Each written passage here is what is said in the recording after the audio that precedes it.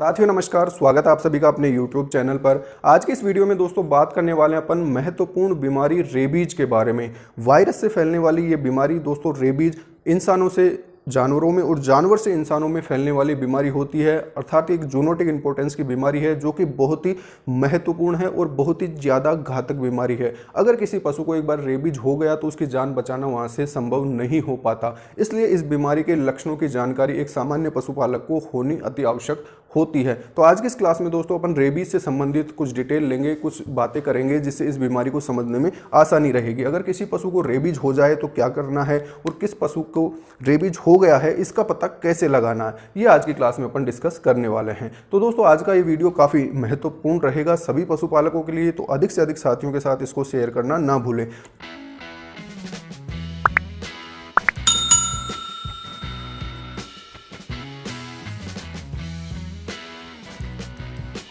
तो दोस्तों आज का वीडियो अपन शुरू करते हैं रेबीज के बारे में।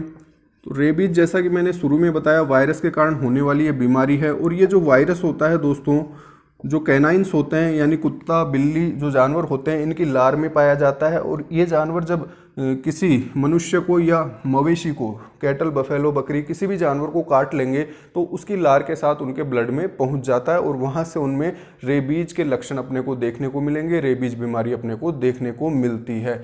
इसलिए इससे बचने के लिए अपन पोस्ट बाइट इम्यूनाइजेशन भी करते हैं। पोस्ट बाइट इम्यूनाइजेशन का क्या मतलब होता है, जैसे किसी गाय को कुत्ते ने काट लिया तो उसको काटने के बाद अपन क्या करते हैं, उसके वैक्सीन लगाते हैं। रेबीज की जो वैक्सीन्स होती है वो लगाते हैं, और वो लगाते हैं दोस्तों 0, 3, 7, 14, 28 और 90 दिन पर। इस प्रकार 6 डोज उसके अपने को रक्षा रैब की लगानी होती है। ठीक है, ये पोस्ट बाइट इम्यूनाइजेशन है। परंतु अगर ये वैक्सीनेशन नहीं लगाए, अपने को पता ही नहीं लगा कि अब हमारे मवेशी को, हमारे पशु को किसी कुत्ते ने काट लिया है, अगर ये बात अपने को पता ही नहीं लग रही, ओनर को पता ही नहीं, तो उस गाय में क्या होगा, कुछ समय बाद में रेबीज के लक्षण अपने को देखने को मिल जाएंगे। ठीक है, अब उन लक्षणों को कैसे पहचानना है कि बीमारी रेबीज है। तो सबसे पहले देखिए दोस्तों, ये जो बीमारी होगी इसमें पहला लक्षण अपने को क्या देखने को मिलेगा, जानवर एकदम बेचैन रहेगा। एंजाइटी उसमें देखने को मिलेगी, बेचैनी एकदम देखने को मिलेगी, यानी जानवर इधर उधर घूमता रहेगा, अपने सिर को हिलाएगा, बार बार अपनी पूंछ को हिलाएगा। इस तरीके से बहुत ज़्यादा वो अलर्टनेस उसमें आ जाएगी। ठीक है, एंजाइटी हो जाएगी, अलर्टनेस आ जाएगी, यानी बहुत ज़्यादा सतर्क रहेगा वो। जैसे थोड़ी सी भी आवाज़ होगी तो वो एकदम रेस्पॉन्ड करेगा, वो अपनी पूंछ को बार बार इधर उधर हिलाएगा, अपने कानों को एकदम खड़ा रखेगा। और इसमें क्या होता है दोस्तों, टिपिकल साइन क्या होता है इसका, जो पशु की आँख है वो एकदम खुली हुई रहेगी, तेज खोल के रखेगा वो, यानी तेज उसकी आंखें अपने को नजर आएगी, जैसे वो किसी चीज को बहुत गंभीरता से देख रहा है, यानी तीव्रता से देख रहा है, ऐसा अपने को फील होगा। इसमें क्या होता है, इसकी पिपुल एकदम डायलेट हो जाती है, जिसकी वजह से जानवर क्या होता है, प्रकाश से या लाइट से या धूप से दूरी बनाने की कोशिश करता है, जिसे अपन क्या बोलते हैं, फोटोफोबिया, यानी लाइट से वो बचकर रहने की कोशिश करेगा, एक साइड में खड़ा होने की कोशिश करता है। उसके अलावा दोस्तों सबसे इंपॉर्टेंट साइन क्या आता है यहाँ पे, हाइड्रोफोबिया का। हाइड्रोफोबिया का मतलब क्या है, जैसे जानवर में रेबीज अगर हो गया है तो उसका जो निगलने का प्रोसेस है, स्वेलोविंग रिफ्लेक्स जो होता है वो खत्म हो जाता है, वो वहाँ पे काम नहीं करता, जिसकी वजह से वो किसी चीज़ को निगल नहीं पाता। ठीक है, किसी चीज़ को निगल नहीं पाता। अगर उसके आगे अपन पानी रखेंगे तो पानी भी नहीं पी पाएगा। आइडेंटिफाई करने में बहुत ही महत्वपूर्ण सा साइन होता है जो अपने फील्ड में काम में आता है। स्वेलोविंग रिफ्लेक्स यानी निगलने की प्रक्रिया नहीं होने की वजह से उसके मुंह में जो लार स्त्रावित होती है वो उसके रूमन तक नहीं पहुंच पाती, और वो कहाँ आने लगती है, बाहर आने लगती है। यानी जानवर में अपने को क्या दिखाई देता है, ड्रूलिंग ऑफ सलाइवा, यानी उसके मुंह से लार गिरती हुई दिखाई देती है, जो कि धीरे धीरे झाग का रूप ले लेती है। और बात करें दोस्तों इसमें, तो इसका जो सबसे टिपिकल साइन होता है वो क्या होता है, जानवर जोर जोर से रंभाता है, जोर जोर से चिल्लाने की आवाज़ करता है। जैसे श्वास लेता है उसके साथ भी वो चिल्लाएगा, श्वास छोड़ता है उसके साथ भी वो चिल्लाता है। परंतु यहाँ पे ध्यान देने योग्य ये बात होती है दोस्तों, जो चिल्लाने की आवाज़ है वो उस जानवर की जो नॉर्मल आवाज़ थी, जैसे पहले वो चिल्लाया करता था, उससे अलग होती है। वो बेलोविंग यानी जानवर के चिल्लाने की आवाज़ आती है।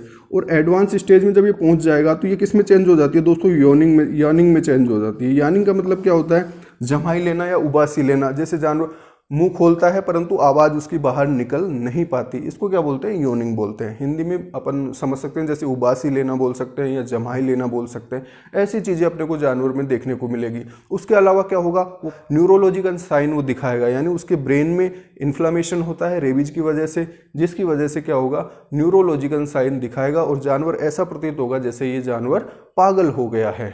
ठीक। उसके अलावा दोस्तों यहाँ पे क्या देखने को मिलेगा अपने को कि जैसे ही जानवर मान लीजिए खड़ा है, उसके पास से कोई भी आदमी गुजरेगा या कोई भी चीज़ उसके आसपास भी उसको दिखाई देगी गुजरती हुई, तो उस पर वो अटैक करेगा, उसको मारने की कोशिश करेगा। कोई भी मूविंग ऑब्जेक्ट वहाँ पे होगा तो उस पर वो अटैक करने की कोशिश करता है। इसके बाद में एडवांस स्टेज में दोस्तों अपने देखने को मिलता है कि इसमें पीछे से, यानी पूंछ से स्टार्ट करें अपन, पूंछ से पीछे वाले पैरों से होते हुए पैरालाइज्ड होने लगता है, यानी इनमें लकवा आने लगता है और वो किधर आता है, आगे की तरफ बढ़ता हुआ प्रतीत होता है। उसके अलावा दोस्तों यहाँ पे अपने को टेम्परेचर भी ज़्यादा देखने को मिल सकता है। कुछ एनिमल्स होते हैं उनमें टेम्परेचर बढ़ा हुआ देखने को मिलता है और 104 डिग्री फ़ारेनहाइट तक का टेम्परेचर अपने यहाँ पे नोट कर सकते हैं। उसके अलावा दोस्तों जो छोटे काफ होते हैं, छोटे जो बछड़े होते हैं, जिनमें अगर रेबीज हो गया है तो उनमें क्या होता है, पेट दर्द जैसे साइन दिखाई देते हैं। छोटा काफ, छोटा बछड़ा अचानक से बहुत तेज तेज चिल्लाने लगेगा, वो पेट दर्द के साइन दिखाएगा, उठेगा बैठेगा और थोड़ी देर में वो खत्म हो जाता है। तो इस प्रकार के साइन रेबीज के अपने को देखने को मिलते हैं अपने कैटल एंड बफेलो में। अगर ये पूरे साइन अपने को देखने को मिलेंगे तो अपने को यहाँ पे कंफर्म रहना चाहिए कि ये रेबीज हो गया है।